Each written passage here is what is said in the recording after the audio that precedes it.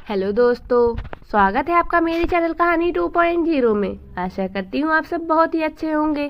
तो चलते हैं हमारी आज की कहानी की ओर। शादी हुई तो मैं बहुत डरी हुई थी, क्योंकि मेरे पेट में किसी दूसरे का बच्चा था। यह सच किसी को पता ना चले, इसीलिए मेरी माँ ने मेरी 1 महीने में ही शादी करके मुझे विदा कर दिया। पर मेरा पति तो खुद डॉक्टर था। मैं इसी परेशानी में थी, तभी पति कमरे में आया और मुझे देखते हुए बोला, तुम्हारा चेकअप करना है। अगर मेरा शक सही हुआ तो मैं तुम्हें डाइवोर्स दे दूंगा। मैं और ज़्यादा डर गई, लेकिन फिर पति ने अपनी डॉक्टरी के बैग से एक ऐसी चीज़ निकाली कि मेरी आंखें फटी की फटी रह गई। वह तो मेरा नाम शीतल है और मैं एक छोटे से गांव के छोटे से घर में पैदा हुई। हम 6 बहनें थे और बहनों में मेरा नंबर सबसे पहला था। बाकी 5 मुझसे छोटी थीं। मेरे पापा की मृत्यु हमारे बचपन में ही हो गई थी और उसके बाद जैसे तैसे करके मम्मी ने ही हमें पाला था। मेरे मम्मी पापा ने पसंद की शादी की थी और इसी वजह से मम्मी के माँ बाप और पापा के माँ बाप दोनों ने इन लोगों से रिश्ता खत्म कर दिया था। इसीलिए पापा के बाद मम्मी के पास सिवाय हम 6 बेटियों के कोई भी रिश्ता नहीं था। मेरे पापा पढ़े लिखे थे और एक प्राइवेट कॉलेज में पढ़ाते थे, जबकि मेरी मम्मी कुछ खास पढ़ी लिखी नहीं थी। वो बस मैट्रिक पास थी, क्योंकि जब वो मैट्रिक में थी तो पापा से इनका रिश्ता हो गया था। ये लोग एक दूसरे के प्यार में पागल हो गए थे और फिर मम्मी ने पापा के साथ भागकर शादी कर ली। और फिर शादी के 1 साल बाद मैं पैदा हुई तो मम्मी घर पर और मुझ में ही बिजी हो गई और यूँ पढ़ाई हमेशा के लिए छूट गई। मम्मी ने एक बार अपनी पिछली बातें बताई थी कि उनका जन्म एक जॉइंट फैमिली में हुआ था, जहाँ चाचा, बड़े पापा और उनकी पत्नी, बच्चे सब एक साथ रहते थे और उनकी फैमिली में लड़के और लड़कियों को बराबर ट्रीट किया जाता था और हर एक को अपनी बात रखने के लिए पूरी आज़ादी दी गई थी। इनके पापा यानी मेरे नाना टैक्स डिपार्टमेंट में एक बड़े पद पर थे और इनके चाचा और बड़े पापा भी बड़े बड़े बिजनेस के मालिक थे। घर में पैसों की कमी नहीं थी। सब एक दूसरे से जुड़े हुए थे और एक दूसरे से मोहब्बत करते थे। किसी किस्म का झगड़ा या दौलत का लालच भी किसी भी इंसान में नहीं था। सब एक दूसरे के दोस्त और भलाई चाहते थे। मम्मी ने बताया कि उनकी मंगनी बचपन में ही उनके बड़े पापा के बेटे राहुल से तय कर दी गई थी, लेकिन जैसे जैसे मम्मी बड़ी होती गई उन्हें लगने लगा कि बचपन में जुड़े बेनाम रिश्ते किसी काम के नहीं होते। जब उन पर दिल ही न धड़कता हो तो वो कैसा रिश्ता। मम्मी बताती हैं कि उनके मंगेतर राहुल बचपन से ही शर्मीले किस्म के थे, किसी से ज़्यादा बात नहीं करते थे। लेकिन जैसे जैसे वो बड़े होते गए उनके अंदर से शर्म की आदत निकल गई और वह एक अच्छे लड़के बनने लगे। मम्मी ने बताया कि फैमिली में सबसे ज़्यादा कोई गुड लुकिंग था तो वो इनके मंगेतर राहुल थे, लेकिन इसके बाद भी मम्मी को राहुल कभी भी पसंद नहीं आए थे। उनके घर का माहौल भी अच्छा था और फिर दोस्तों ने राहुल का नाम लेकर इतना छेड़ा कि उन्हें छोटी क्लास में ही पता चल गया कि वो उनके मंगेतर हैं। और फिर धीरे धीरे जब मम्मी और राहुल दोनों बड़े होते गए तो मम्मी को पता चला कि बचपन में मंगनी सिर्फ मंगनी तक ही नहीं है, बल्कि राहुल उनको पसंद करता है। बल्कि सिर्फ पसंद नहीं करता, वो उनके लिए बहुत ज़्यादा पोसेसिव भी है। और मम्मी को उनकी यही बात बुरी लगती थी। वो उनको लेकर बहुत ज़्यादा हाइपर हो जाती थी।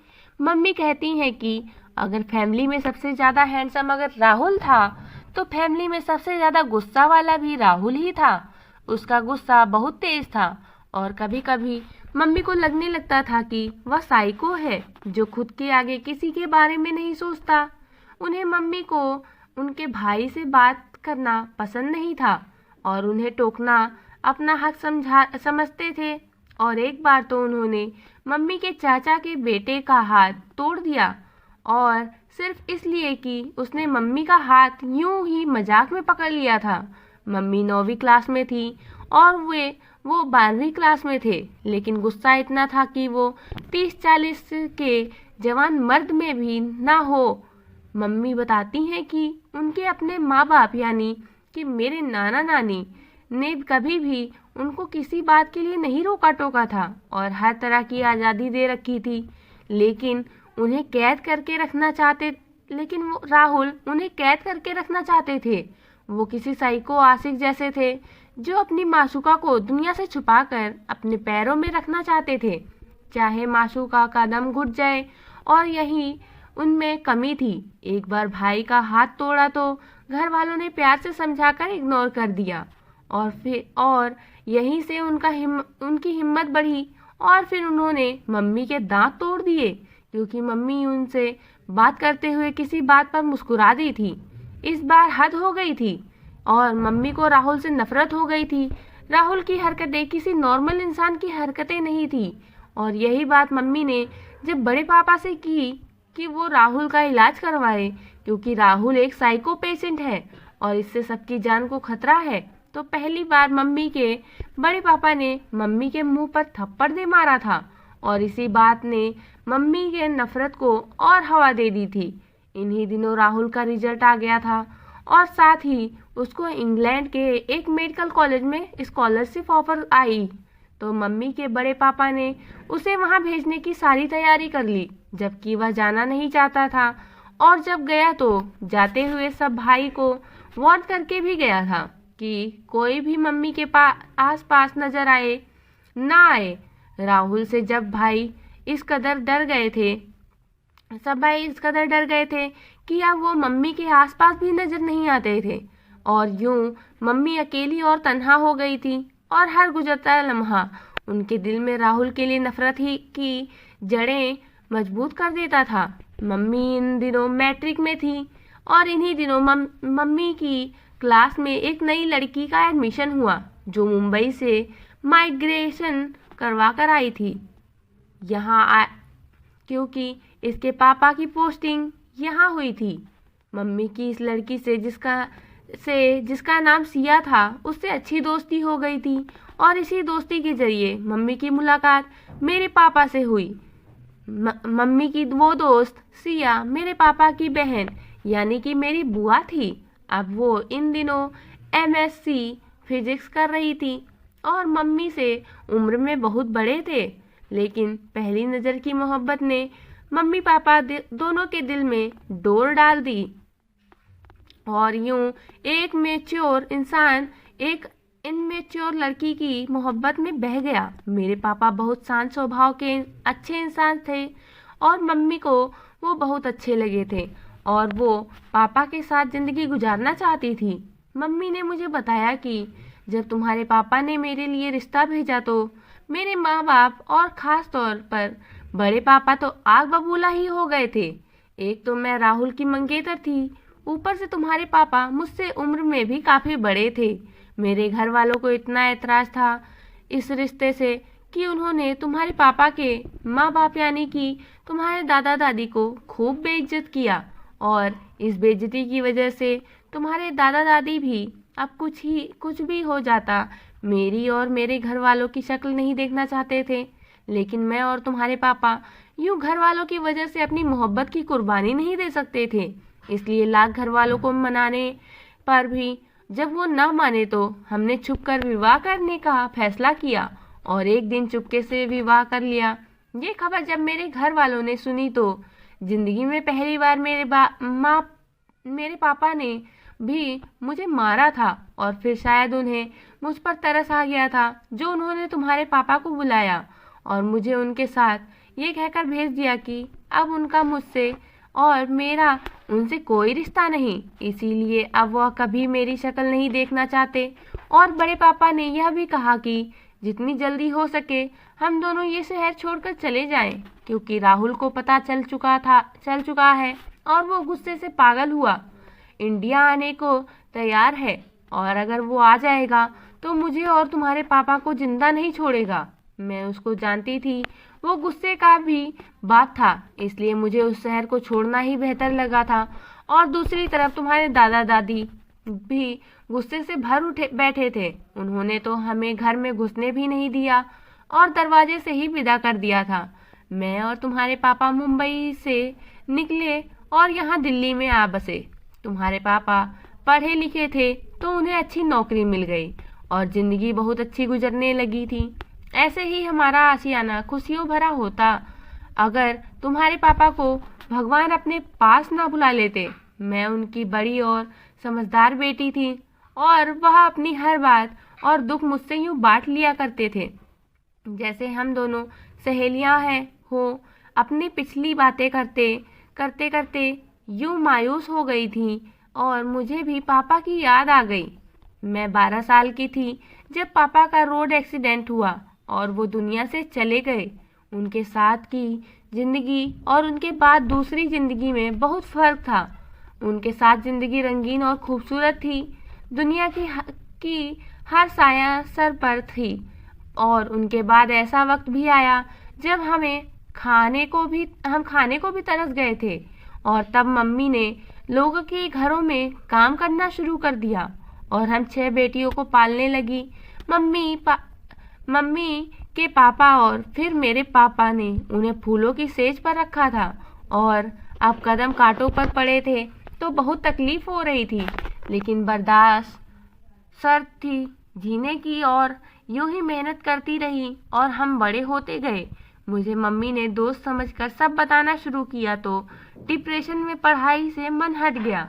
मैंने मम्मी से कह दिया कि वो अपनी मेहनत की कमाई मुझ पर खर्च ना करें।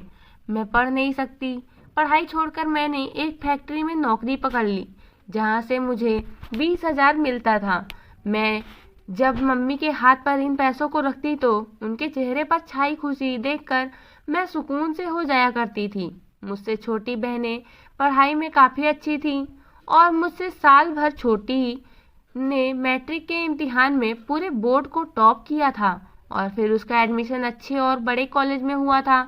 मेरी सब बहनें पढ़ लिख कर कुछ बनना चाहती थी और मम्मी की मेहनत को खराब नहीं जाने देना चाहती थी। मम्मी भी हम सबसे बहुत मोहब्बत करती थी और भरोसा करती थी, लेकिन एक दिन फिर सारा भरोसा टूटकर ख़त्म हो गया। क्या उनकी सारी जिंदगी की मेहनत एक पल में ख़त्म हो गई थी और इसे ख़त्म करने वाली मैं थी। मैंने उस औरत की मेहनत को मिट्टी में मिला दिया था जिसने अपनी जवानी में हमें संवारने पर गुजार दी थी। मुझे से गलती नहीं बल्कि एक भयानक पाप हो गया, ऐसा पाप जिसकी माफ़ी नहीं थी। मेरे उठाए एक गलत कदम ने मेरी बहनों का भविष्य खतरे में डाल दिया और मेरी माँ का सब बहनों से भरोसा खत्म करवा दिया। मैंने वो किया था जिसने आसमान सिर्फ मेरे सर पर ही नहीं बल्कि मेरे साथ साथ मेरी माँ और मेरी बहनों के सर पर भी गिरा दिया था और ऐसा गिराया था कि अब हम में से किसी की भी हिम्मत नहीं थी कि हम सिर उठाकर चल सके।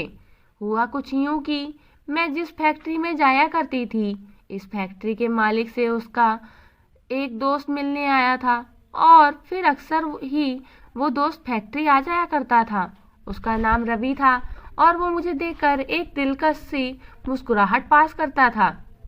शुरू में मुझे उस पर गुस्सा आया, फिर मुझे वो अजीब लगा, लेकिन फिर धीरे धीरे मैं उसके आने और मुस्कुराने की आदी हो गई। मगर उसने मुझसे अभी तक कोई बात न की थी, लेकिन मुझे लगने लगा कि मेरी कहानी भी बिल्कुल मेरी माँ की तरह होगी, क्योंकि मैं 18 साल की थी और रवि 40 के लगभग था।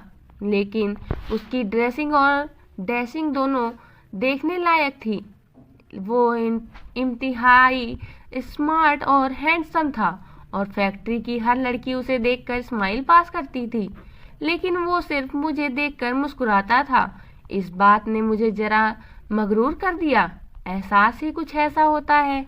कुछ दिन गुजरे तो रवि ने मुझसे यूं ही आते जाते सरसरी सी बात शुरू कर दी, जो कुछ ही दिनों में बहुत सारी बातों तक आ पहुँचे और फिर थोड़े ही वक्त में हम दोनों एक दूसरे के बहुत करीब हो गए थे।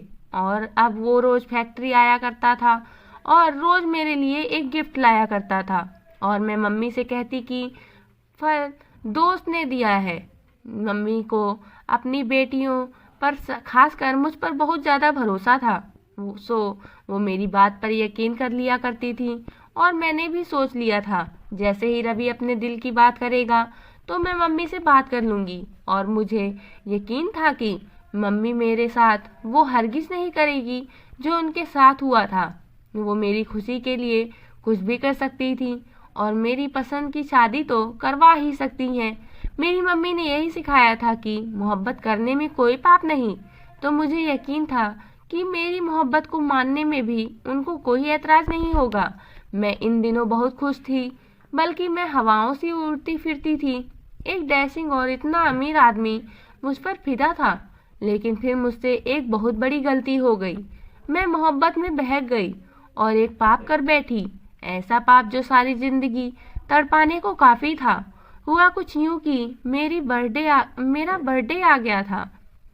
हालात तंग होने के बाद भी मम्मी ने मेरे लिए बर्थडे केक मंगाया और मेरी बहनों ने चंद मिनटों में ही बर्थडे थीम तैयार कर दी। हम माँ बेटियों ने इस दिन बहुत मस्ती की थी और इस खुशी में बहुत खुश हो रही थी, क्योंकि रवि ने कहा था कि उसने कल मेरे लिए एक सरप्राइज प्लान किया है और उसी सरप्राइज में मुझे अपने दिल का हाल सुनाएगा। कल के दिन के लिए मैं बहुत बेताब थी और फिर सारी रात जागकर मैंने कल होने का इंतजार किया और फिर अगले ही दिन मैं घर से फैक्ट्री के लिए निकली। लेकिन फैक्ट्री नहीं गई, बल्कि रवि के बताए हुए पार्लर पर गई, जहां मेरी अपॉइंटमेंट रवि ने पहले से ही बुक कर रखी थी। और फिर 2 घंटों की मेहनत के बाद ब्यूटिशियन ने मुझे परी बना दिया था। मुझे आईने में देखकर खुद भी यकीन नहीं आ रहा था कि ये मैं ही हो सकती हूँ, क्योंकि मैंने कभी खुद पर ध्यान ही नहीं दिया था। ब्यूटिशियन का मेकअप और डिजाइनर महंगी घेरेदार फ्रॉक में मैं आसमान से उतरी परी लग रही थी। और ये सोचकर तो मैं शर्मा गई कि रवि देखेगा तो देखता ही रह जाएगा। मुझे थोड़ी देर बाद गार्ड ने आकर बताया कि गाड़ी मुझे लेने आई है। मैं बाहर आई तो एक सफेद कार खड़ी थी। ड्राइवर ने भागकर मेरे लिए दरवाजा खोला और मैं गाड़ी में बैठ गई। रवि मुझे लेने नहीं आया था, मतलब सरप्राइज बहुत बड़ा था। कुछ देर के सफर के बाद मैं शहर की रौनक से हटकर एक खूबसूरत और शांत जगह पहुंची थी। सामने ही खूबसूरत फार्म हाउस था और फार्म हाउस के अंदर जाते ही सीढ़ियों पर फूल ही फूल थे। मैं इतना खुश थी कि मैं सब कुछ भूल चुकी थी और याद था तो सिर्फ रवि। मुझे इतना स्पेशल फील करवा कर उसने मेरे दिल में अपने लिए मोहब्बत और बढ़ा दी थी। मैं फूलों से ढके रास्ते पर से होती फार्म हाउस में दाखिल हुई तो फार्म हाउस की सजावट देखकर दंग रह गई। मेरी फ्रॉक पर्पल रंग की थी और सारे फूल भी पर्पल ही थे, और यहाँ तक कि रवि ने पर्पल 3 पीस सूट पहन रखा था। ये सारी तैयारी मेरी सालगिरह के लिए थी और एक बहुत ही खूबसूरत केक मंगाया था जिस पर मेरे जैसी पर्पल फ्रॉक पहने गुड़िया बनी हुई थी। मैंने रवि के साथ मिलकर केक काटा। रवि ने गिफ्ट में मुझे डायमंड का सेट दिया, और इतना महंगा गिफ्ट इंसान उसी को देता है जिससे वो मोहब्बत करता है। गिफ्ट के बाद एक और गिफ्ट था। जब रवि मुझसे मोहब्बत का इजहार करने वाला था, मेरा हाथ पकड़े मुझे एक कमरे में ले आया जो अंधेरे में डूबा हुआ था, और फिर जैसे ही रवि ने लाइट जलाई कि मेरी आंखें हैरत से फटी की फटी रह गई, क्योंकि उस कमरे में कोई ऐसी जगह ना थी जहां मेरी फोटो ना हो। हर तरफ मैं ही मैं थी और रवि ने घुटनों पर बैठकर मुझसे अपनी मोहब्बत का इजहार किया था और मैं खुशी के मारे कुछ बोल नहीं पा रही थी। रवि ने मेरी उंगली पर अंगूठी पहनाई और मुझे जोर से अपने साथ लगा लिया। मैं उनकी पनाहों में बहुत खुश थी। रवि ने मोहब्बत से एक कदम आगे का सफर किया और मेरी फ्रॉक का बाजू थोड़ा सा नीचे कर दिया। मैं उसकी इतनी मोहब्बत देखकर खुशी से मदहोश हो चुकी थी। इस मदहोशी में क्या क्या हो गया मुझे होश ही ना रहा। इस दिन रवि ने मोहब्बत से आगे की हद पार की और मैंने उसका पूरा साथ दिया, और जब मुझे मदहोशी कम हुई तो मैंने खुद को बेड पर रवि की पनाहों में पाया था। मेरा दुपट्टा, मेरे खूबसूरत फ्रॉक और जूते कारपेट पर पड़े थे और मैं इन सब के बिना थी। तो मतलब ये था, मैं बहुत बड़ी गलती कर बैठी थी जिसका मुझे एहसास हुआ था। लेकिन रवि ने यह कहकर तसल्ली दी, दिला दी कि वैसे भी हम दोनों बहुत जल्द शादी करने वाले हैं, तो इतना चलता है। मैंने रवि को बेपनाह मोहब्बत देखी थी, इसलिए मैं खामोश हो गई थी। लेकिन इसके बाद बार बार मैं और रवि ये पाप करते रहे और रवि मुझे बार बार तसल्ली देता था और अब वह शादी की बात को भी टालने लगा था। मुझे महसूस हो रहा था कि उसे मेरी करीबी के सिवा मुझमें कोई दिलचस्पी नहीं है। और तभी एक दिन अचानक से मेरी तबीयत खराब हो गई, तो मैं डॉक्टर के पास गई। डॉक्टर ने मेरा चेकअप करने के बाद जो बात बताई, उसने मेरे पैरों तले से ज़मीन निकाल दी थी। डॉक्टर ने बताया कि मैं माँ बनने वाली हूँ। मैं फौरन से रवि को बताने गई, लेकिन उसके फ्लैट पर ताला लगा था और पड़ोस से पता चला कि वो तो चंद दिनों पहले ही यहाँ रहने आया था और अब जा चुका है। फैक्ट्री गई तो मैनेजर जो उसका दोस्त था, उसने बताया कि मुझे उसके बारे में कुछ नहीं पता और ये भी बताया कि रवि इस तरह के फ्लर्ट करता रहता है। लेकिन मैं खुद को तसल्ली दे रही थी कि रवि मेरे साथ ऐसा नहीं करेगा, वो वापस आएगा। मैं उसका फ़ोन मिलाकर थक चुकी थी, लेकिन उसका नंबर रीचेबल नहीं था। मेरी परेशानी दिन ब दिन बढ़ रही थी और मेरा वजन भी बढ़ रहा था। मैं किसी को ये नहीं बता सकती थी और अगर मम्मी को पता चल जाता तो मुसीबत आ जाती और मुसीबत को एक दिन ही आना ही होता है। तो मुसीबत आ ही गई। मेरी मम्मी ने मेरे बैग में मेरी टेस्ट रिपोर्ट देख ली और इस दिन मैंने मम्मी को बिलख बिलख कर रोते देखा था। मैंने उनके भरोसे का खून कर दिया था और वो रोते हुए यही कह रही थी कि मैं उन्हें बता देती तो वो इज्जत से मुझे रुखसत कर देती।